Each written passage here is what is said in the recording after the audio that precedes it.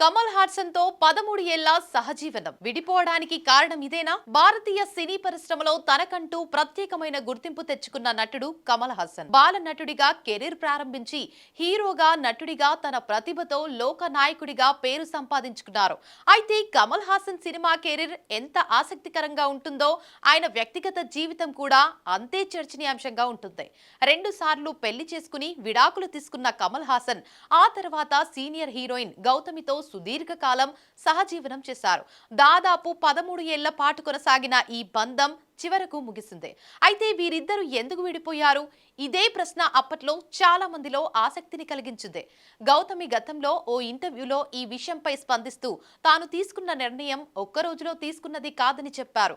ఎన్నో గంటలు, రోజులు తీవ్రంగా ఆలోచించిన తర్వాతే ఈ నిర్ణయానికి వచ్చానని తెలిపారు. తన బిడ్డకు మంచి తల్లిగా ఉండాలన్నా, తన జీవితానికి తాను న్యాయం చేయాలన్నా ఈ బంధం నుంచి బయటకు రావడమే సరైన నిర్ణయమని భావించిన తర్వాతే విడిపోవాలని నిర్ణయించుకున్నట్లు గౌతమి చెప్పారు.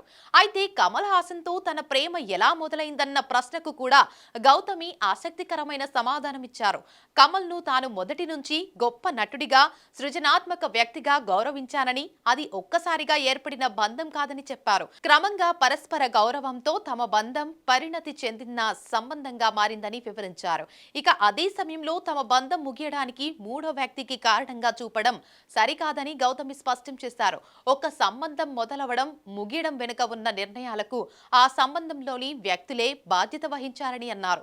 తాను తీసుకున్న నిర్ణయాలపై ఎలాంటి పశ్చాత్తాపం లేదని కూడా గౌతమి తెలిపారు. మొత్తానికి కమల్ హాసన్ తో 13 ఏళ్ల బంధం ముగింపు వెనుక మూడో వ్యక్తి కారణం కాదని, తన జీవితానికి తన బిడ్డకు న్యాయం చేయాలనే ఆలోచనలతోనే తాను ఈ నిర్ణయం తీసుకున్నానని గౌతమి చెప్పిన మాటలు ఇప్పుడు మరోసారి చర్చనీయాంశంగా మారాయి.